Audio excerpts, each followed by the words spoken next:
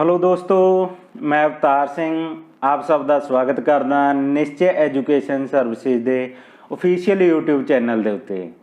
तो दोस्तों अज असीं तुहाडे लई लैके आए एक होर नवीं वीडियो जिस दे विच असीं डिस्कस करांगे कंप्यूटर मैमरीज के बारे। हाँ जी, जेकर असीं गल करिए तो सब तो पहलां असीं समझण की कोशिश करांगे कि असल दे विच कंप्यूटर मैमरी हुंदी की है। तो दोस्तों कंप्यूटर मैमरी साडे कंप्यूटर दे विच एक अजिहा एरिया हुंदा है जिथे असीं अपना डेटा इंस्ट्रक्शनस अते प्रोग्राम नूं स्टोर करके रख सकते हैं।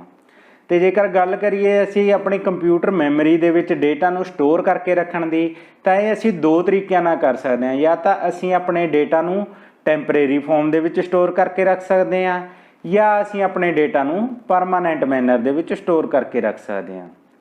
तो दोस्तों उस तो बाद जो साडे कंप्यूटर की मैमरी है वो अगे फरदर दो कैटागरी दे विच डिवाइड की जाती है on the basis of their purpose. तो उन्होंने परपज़ के आधार पर साडी जो कंप्यूटर मैमरी है वो अगे दो कैटागरी दे विच डिवाइड की गई है। तो दोस्तों साडी मैमरी की फर्स्ट कैटागरी है इंटरनल मैमरी जो कि यूज़ की जाती है प्रोसैसिंग परपज़ के लिए। तो जो साडी सैकेंड कैटेगरी है वो है दोस्तों साडी एक्सटर्नल मैमरी जो कि यूज़ की जाती है डेटा स्टोर परपज़ के लिए। हुण जेकर असीं गल करिए डेटा स्टोरेज के बारे तो डेटा स्टोरेज का मतलब साडा कोई भी अपना डेटा जिद्दां साडा कोई भी आडियोज़ वीडियोज़ या फोटोज़ जिन्हों असीं अपनी डी ड्राइव ई ड्राइव दे विच स्टोर करके रखते हैं तो उस चीज़ नूं कहा जाता है स्टोरिंग परपज़। तो इस डेटा नूं असीं अपना बहुत ही लॉन्ग टर्म के लिए भी आप स्टोर करके रख सकते हैं, जिवें कोई 2 साल 4 साल जिन्ना टाइम असीं चाहिए। तो दूसरे तरफ जे असीं गल करिए प्रोसैसिंग परपज़ के लिए तो जेकर प्रोसैसिंग परपज़ की गल करिए तो प्रोसैसिंग परपज़ का मतलब है कि जदों भी कोई साडा डेटा एग्जीक्यूशन की फॉर्म दे विच है, कोई भी प्रोग्राम एग्जीक्यूशन की फॉर्म दे विच है, उस टाइम के उत्ते जदों डेटा नूं इंटरनल मैमरी दे विच स्टोर किया जाता है तो उस चीज़ नूं कहा जाता है प्रोसैसिंग। हाँ जी, जेकर असीं हुण गल करिए इंटरनल मैमरी के बारे तो इंटरनल मैमरी नूं असीं कुछ होर नामां नाल भी जाणदे हां, जिवें कि प्राइमरी मैमरी, मेन मैमरी अते कोर मैमरी। जिद्दां मैं तुहानूं ऑलरेडी दस चुकिया कि साडी प्राइमरी मैमरी दे विच डेटा किस टाइम ते स्टोर होएगा जदों साडा डेटा प्रोसैसिंग फॉर्म दे विच हुंदा है। तो उस तो बाद जो साडी इंटरनल मैमरी है वो अगे फरदर दो कैटेगरी दे विच डिवाइड की जाती है जी, volatile memory and non volatile memory दे विच। हाँ जी, जेकर असीं गल करिए वोलेटाइल मैमरी के बारे तो वोलेटाइल मैमरी का मतलब की है, ये साडी ओ वाली मैमरी है जिस दे विच असीं सिर्फ तो सिर्फ अपने डेटा नूं उस टाइम तक रिटेन करके रख सकते हैं जिन्ना टाइम तक साडे सिस्टम की पावर सप्लाई ऑन है। जेकर किसी भी कारण तो साडे सिस्टम की पावर सप्लाई ऑफ हो जाती है तो उस कंडीशन दे विच जो भी साडा डेटा, जो भी साडी इनफॉर्मेशन, जो भी साडी इंस्ट्रक्शनस वोलेटाइल मैमरी दे विच स्टोर सी वो सारा कुछ इरेज हो जाएगा। जे दोस्तों गल करिए असीं वोलेटाइल मैमरी के बारे तो वोलेटाइल मैमरी दे विच जो जो मैमरी कंपोनेंट हुंदे ने वो हैगा रजिस्टर, कैश मैमरी अते उस तो बाद है रैम। रैम अगे साडी दो फरदर सब कैटेगरी दे विच डिवाइड की जाती है, एस रैम यानी कि स्टैटिक रैम, डी रैम यानी कि डायनैमिक रैम।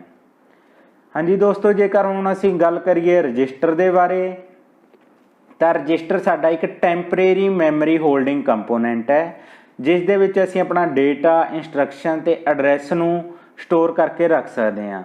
बट रजिस्टर दे विच डेटा किस टाइम दे उत्ते स्टोर होंदा है जदों साडा ऑपरेशन एग्जीक्यूशन फॉर्म दे विच होवे। तो दोस्तों डेटा ते इंस्ट्रक्शन असीं किसी भी रजिस्टर दे विच स्टोर करके रख सकते हैं, बट जदों गल आउंदी है किसी इंस्ट्रक्शन दे एड्रैस नूं स्टोर करना तो उस रजिस्टर नूं एक स्पैशल नेम दिता गया है कि जिस रजिस्टर दे विच किसी इंस्ट्रक्शन दे एड्रैस नूं स्टोर करके रखा जाता है तो उस रजिस्टर नूं बोलिया जाता है प्रोग्राम काउंटर रजिस्टर। तो जो साडे रजिस्टर होंदे हैं उन्हां दी डेटा ट्रांसफर करने की स्पीड बहुत ही ज़्यादा हाई होंदी है जिस दे कारण जो कि साडे रजिस्टर ने वो डायरैक्टली कम्यूनीकेट कर सकते हैं साडे CPU दे नाल, बट इन्हां दी जो स्टोरेज कैपेसिटी होंदी है वो बहुत ही ज़्यादा लो होंदी है, जिमें कि 1 बाइट या 2 बाइट की मैमरी स्टोरेज है जो साडे रजिस्टर नूं अलोकेट की जाती है। उस तो बाद साडी सैकेंड कैटेगरी है जो वोलेटाइल मैमरी दे विच वो आउंदी है साडी कैश मैमरी। साडी जो कैश मैमरी है वो असल दे विच प्राइमरी मैमरी ते CPU दे विच लाई करदी है। जो साडी कैश मैमरी यूज़ की जाती है वो असल दे विच क्यों यूज़ की जाती है, जदों भी कोई डेटा एग्जीक्यूशन फॉर्म दे विच जाना है तो उन्हों प्राइमरी मैमरी दे विच स्टोर किया जाता है। तो प्राइमरी मैमरी दे विच जो डेटा स्टोर है उसनों एग्जीक्यूट कौन करेगा, ब्रेन ऑफ कंप्यूटर यानी कि CPU।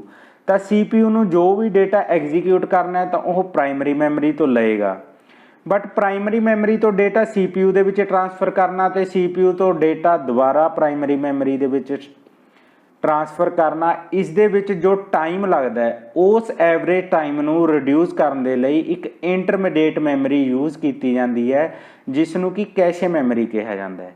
तो साडी जो कैशे मैमरी है वो CPU ते प्राइमरी मैमरी दे विचकार लाए करती है। तो उस तो बाद दोस्तों साडी थर्ड जो वोलेटाइल मैमरी की कैटेगरी दे विच आउंदी है वो है साडी रैम, जिसनूं असीं बोलदे हां रैंडम एक्सैस मैमरी। तो दोस्तों जदों भी साडा कोई डेटा एग्जीक्यूशन फॉर्म दे विच लैके जाना है तो वह प्राइमरी मैमरी दे विच स्टोर करना पैंदा है, यानी कि रैम दे विच स्टोर करना पैंदा है। तो रैम साडी वोलेटाइल मैमरी है। तो जेकर किसी भी कारण तो साडे सिस्टम की पावर सप्लाई ऑफ होंदी है तो उस कंडीशन दे विच साडी रैम दे विच जो भी डेटा सी उसनूं असीं लॉस कर दांगे। तो उस तो बाद जो साडी रैम है वो अगे फरदर दो सब कैटेगरी दे विच डिवाइड की गई है, static RAM and dynamic RAM. जेकर असीं गल करिए एस रैम यानी कि स्टैटिक रैम दे बारे, तो स्टैटिक रैम दे विच जो डेटा स्टोर किया जाता है वो ट्रांजिस्टर अते फ्लिप फ्लॉप दे विच स्टोर किया जाता है। ये काफ़ी इंपोर्टेंट पॉइंट है जो काफ़ी बार एग्जाम दे विच आ जाता है कि स्टैटिक रैम दे विच जो डेटा है वो किस कंपोनेंट दे विच स्टोर किया जाता है, तो उसका ट्रांजिस्टर अते फ्लिप फ्लॉप दे विच डेटा स्टोर किया जाता है। तो जेकर असीं गल करिए कि स्टैटिक रैम की स्पीड दे बारे, यह डायनमिक रैम दे नालों फास्टर होंदी है। उसका एक कारण है क्योंकि स्टैटिक रैम दे विच जदों असीं ट्रांजिस्टर ते फ्लिप फ्लॉप यूज़ करते हैं, इन्हां दे विच जो असीं डेटा स्टोर कीता उसनूं बार बार रीफ्रैश करने की जरूरत नहीं पैंदी ते उस डेटा नूं असीं कंटीन्यूअसली यूज़ कर सकते हैं, जिस दे कारण साडी जो स्टैटिक रैम है वो फास्टर होंदी है as compared to dynamic RAM. तो दोस्तों जेकर असीं गल करिए डायनैमिक रैम दे बारे, तो डायनैमिक रैम दे विच जो डेटा कंटेन किया जाता है वो कैपेसिटर दे विच कंटेन करके रखा जाता है। तो जदों असीं डेटा नूं कैपेसिटर दे विच कंटेन करके रखते हैं तो साडे डेटा नूं बार बार रीफ्रैश करने की जरूरत पैंदी है कंटीन्यूअसली फॉर्म दे विच। ते डी रैम की इस प्रॉपर्टी के कारण ही जो साडी डी रैम है वो स्लोअर है as compared to static RAM. तो दोस्तों ये सी साडी प्राइमरी मैमरी दे विच जो भी वोलेटाइल मैमरी दे मैमरी कंपोनेंट सीगे, register, cash memory and RAM.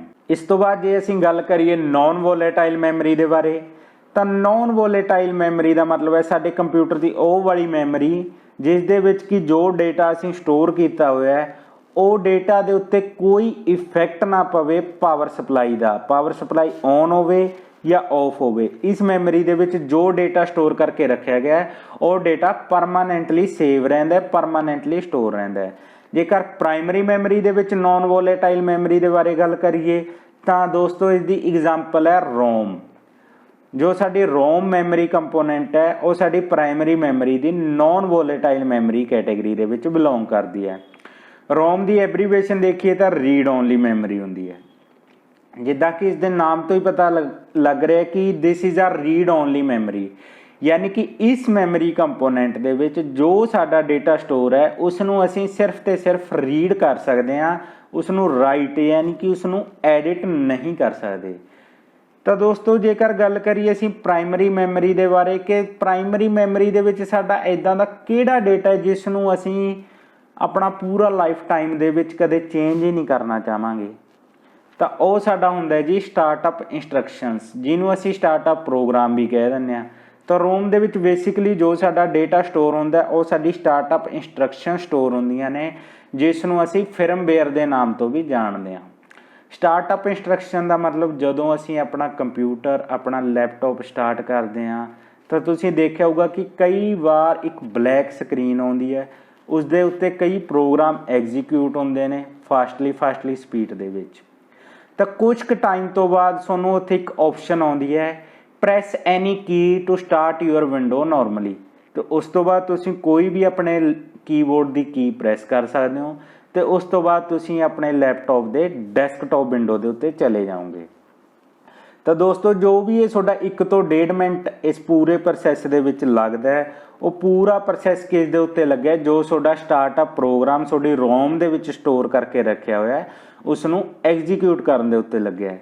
ਅਤੇ ਉਸ ਸਟਾਰਟਅਪ ਪ੍ਰੋਗਰਾਮ ਨੂੰ ਅਗਰ ਐਗਜ਼ੀਕਿਊਟ ਨਾ ਕੀਤਾ ਜਾਵੇ ਤਾਂ ਸਾਡੀ ਵਿੰਡੋ ਯਾਨੀ ਕਿ ਸਾਡਾ ਓਪਰੇਟਿੰਗ ਸਿਸਟਮ ਪ੍ਰੋਪਰਲੀ ਵਰਕ ਨਹੀਂ ਕਰ ਸਕਦਾ। ਤਾਂ ਹੁਣ ਜੇਕਰ ਅਸੀਂ ਗੱਲ ਕਰੀਏ ਰੋਮ ਦੇ ਬਾਰੇ, ਤਾਂ ਰੋਮ ਅੱਗੇ ਸਾਡੀ ਫਰਦਰ 3 ਸਬ ਕੈਟਾਗਰੀ ਦੇ ਵਿੱਚ ਡਿਵਾਈਡ ਕੀਤੀ ਜਾਂਦੀ ਹੈ। ਫਸਟ ਹੈ ਜੀ ਪੀ ਰੋਮ, ਸੈਕਿੰਡ ਹੈ ਜੀ ਈ ਪੀ ਰੋਮ, ਥਰਡ ਹੈ ਜੀ ਈ ਪੀ ਰੋਮ। ਹਾਂਜੀ, ਪੀ ਰੋਮ ਦੀ ਐਬਰੀਵੇਸ਼ਨ ਹੈ ਪ੍ਰੋਗਰਾਮੇਬਲ ਰੀਡ ਓਨਲੀ ਮੈਮਰੀ। ਇਹ ਸਾਡੀ ਰੋਮ ਦੀ ਫਸਟ ਕੈਟਾਗਰੀ ਦੇ ਵਿੱਚ ਆਉਂਦੀ ਹੈ। ਜੋ ਸਾਡੀ ਪੀ ਰੋਮ ਚਿਪ ਹੈ ਉਸ ਨੂੰ ਅਸੀਂ ਸਿਰਫ ਤੇ ਸਿਰਫ ਇੱਕ ਵਾਰ ਰਾਈਟ ਕਰ ਸਕਦੇ ਹਾਂ, ਜਾਂ ਤਾਂ ਉਸ ਨੂੰ ਅਸੀਂ ਮੈਨੂਫੈਕਚਰਿੰਗ ਟਾਈਮ ਦੇ ਉੱਤੇ ਰਾਈਟ ਕਰ ਸਕਦੇ ਹਾਂ, ਜਾਂ ਕੋਈ ਵੀ ਯੂਜ਼ਰ ਇੱਕ ਬਲੈਂਕ ਪੀ ਰੋਮ ਚਿਪ ਨੂੰ ਬਾਏ ਕਰ ਸਕਦਾ ਹੈ ਅਤੇ ਉਸ ਤੋਂ ਬਾਅਦ ਪੀ ਰੋਮ ਪ੍ਰੋਗਰਾਮ ਦੇ ਦੁਆਰਾ ਇਸ ਨੂੰ ਇੱਕ ਵਾਰ ਰਾਈਟ ਕਰ ਸਕਦਾ ਹੈ। ਬਟ ਜਦੋਂ ਸਾਡਾ ਇੱਕ ਵਾਰ ਡੇਟਾ ਪੀ ਰੋਮ ਦੇ ਵਿੱਚ ਰਾਈਟ ਹੋ ਗਿਆ, ਉਸ ਤੋਂ ਬਾਅਦ ਉਸ ਡੇਟਾ ਨੂੰ ਅਸੀਂ ਇਰੇਜ਼ ਨਹੀਂ ਕਰ ਸਕਦੇ। ਤਾਂ ਰੋਮ ਦੀ ਸੈਕਿੰਡ ਕੈਟਾਗਰੀ ਆਉਂਦੀ ਹੈ ਜੀ ਈ ਪੀ ਰੋਮ, ਜਿਸ ਦੀ ਐਬਰੀਵੇਸ਼ਨ ਹੈ ਇਰੇਜ਼ੇਬਲ ਐਂਡ ਪ੍ਰੋਗਰਾਮੇਬਲ ਰੀਡ ਓਨਲੀ ਮੈਮਰੀ। ਅਤੇ ਇਸ ਪੀ ਰੋਮ ਦੇ ਵਿੱਚ ਅਸੀਂ ਆਪਣਾ ਜੋ ਵੀ ਡੇਟਾ ਆਪਣਾ ਰੋਮ ਦੇ ਵਿੱਚ ਰਾਈਟ ਕੀਤਾ ਉਸ ਨੂੰ ਅਸੀਂ ਇਰੇਜ਼ ਕਰ ਸਕਦੇ ਹਾਂ with the help of ultraviolet lights ਜਾਂ ਅਲਟਰਾਵਾਇਲਟ ਰੇਜ਼। ਤਾਂ ਅਲਟਰਾਵਾਇਲਟ ਰੇਜ਼ ਦੇ ਥਰੂ ਅਸੀਂ ਜੋ ਵੀ ਆਪਣਾ ਈ ਪੀ ਰੋਮ ਦੇ ਵਿੱਚ ਡੇਟਾ ਸਟੋਰ ਕੀਤਾ ਸੀ ਉਸ ਨੂੰ ਇਰੇਜ਼ ਕਰ ਸਕਦੇ ਹਾਂ। ਤਾਂ ਪੀ ਰੋਮ ਦੀ ਥਰਡ ਕੈਟਾਗਰੀ ਆਉਂਦੀ ਹੈ ਜੀ ਈ ਪੀ ਰੋਮ, ਜਿਸ ਦੀ ਐਬਰੀਵੇਸ਼ਨ ਹੈ ਇਲੈਕਟ੍ਰੀਕਲੀ ਇਰੇਜ਼ੇਬਲ ਐਂਡ ਪ੍ਰੋਗਰਾਮੇਬਲ ਰੀਡ ਓਨਲੀ ਮੈਮਰੀ। ਇਸ ਪੀ ਰੋਮ ਦੇ ਵਿੱਚ ਵੀ ਜੋ ਅਸੀਂ ਡੇਟਾ ਰਾਈਟ ਕੀਤਾ ਹੋਇਆ ਉਸ ਨੂੰ ਇਰੇਜ਼ ਕਰ ਸਕਦੇ ਹਾਂ with the help of electric plus. ਤਾਂ ਇਹ ਦੋ ਬਹੁਤ ਹੀ ਇੰਪੋਰਟੈਂਟ ਪੁਆਇੰਟ ਨੇ ਜੀ ਕਿ ਈ ਪੀ ਰੋਮ ਦੇ ਵਿੱਚ ਅਗਰ ਡੇਟਾ ਇਰੇਜ਼ ਕਰਨਾ ਹੈ ਤਾਂ ਉਹ ਕਿਸ ਚੀਜ਼ ਦੇ ਥਰੂ ਕੀਤਾ ਜਾਂਦਾ, ਤਾਂ ਉਹ ਹੈ ਅਲਟਰਾਵਾਇਲਟ ਲਾਈਟਸ। ਅਤੇ ਈ ਪੀ ਰੋਮ ਦੇ ਵਿੱਚ ਕਿਸ ਚੀਜ਼ ਦੇ ਨਾਲ ਡੇਟਾ ਇਰੇਜ਼ ਕੀਤਾ ਜਾਂਦਾ ਹੈ, ਤਾਂ ਉਹ ਹੈ ਇਲੈਕਟ੍ਰਿਕ ਪਲਸ। ਤਾਂ ਦੋਸਤੋ ਇਸ ਦੇ ਨਾਲ ਸਾਡਾ ਪ੍ਰਾਇਮਰੀ ਮੈਮਰੀ ਦਾ ਟੌਪਿਕ ਅੱਜ ਕੰਪਲੀਟ ਹੁੰਦਾ ਹੈ। ਤਾਂ ਇਸ ਵੀਡੀਓ ਦੇ ਵਿੱਚ ਅੱਜ ਸਿਰਫ ਇੰਨਾ ਹੀ। ਉਮੀਦ ਕਰਦੇ ਹਾਂ ਕਿ ਇਹ ਵੀਡੀਓ ਆਪ ਸਭ ਦੇ ਲਈ ਲਾਹੇਵੰਦ ਸਾਬਿਤ ਹੋਏਗੀ। ਅਤੇ ਜੇਕਰ ਇਸ ਦੇ ਵਿੱਚ ਆਪ ਜੀ ਦਾ ਕੋਈ ਵੀ ਕੁਐਸਚਨ ਹੋਵੇ ਤਾਂ ਕਮੈਂਟ ਬਾਕਸ ਦੇ ਵਿੱਚ ਆਪ ਕੁਐਸਚਨ ਕਰ ਸਕਦੇ ਹੋ। ਅਤੇ ਜੁੜੇ ਰਹੋ ਨਿਸ਼ਚੈ ਐਜੂਕੇਸ਼ਨ ਸਰਵਿਸਿਜ਼ ਦੇ ਨਾਲ, ਅਤੇ ਚੈਨਲ ਨੂੰ ਸਬਸਕ੍ਰਾਈਬ ਕਰਨਾ ਨਾ ਭੁੱਲੋ ਤਾਂ ਕਿ ਸਾਡੀਆਂ ਜੋ ਵੀ ਨਵੀਆਂ ਵੀਡੀਓਜ਼ ਆਉਣ ਉਹਨਾਂ ਦੀ ਨੋਟੀਫਿਕੇਸ਼ਨ ਆਪ ਜੀ ਤੱਕ ਪਹੁੰਚ ਸਕੇ। ਤਾਂ ਜਲਦੀ ਮਿਲਦੇ ਹਾਂ ਮੈਮਰੀ ਟੌਪਿਕ ਦੇ ਨੈਕਸਟ ਪਾਰਟ ਦੇ ਨਾਲ, ਜਿਸ ਦੇ ਵਿੱਚ ਅਸੀਂ ਕਰਾਂਗੇ ਐਕਸਟਰਨਲ ਮੈਮਰੀ ਅਤੇ ਉਸਦੇ component. Thank you. Love you ਜ਼ਿੰਦਗੀ।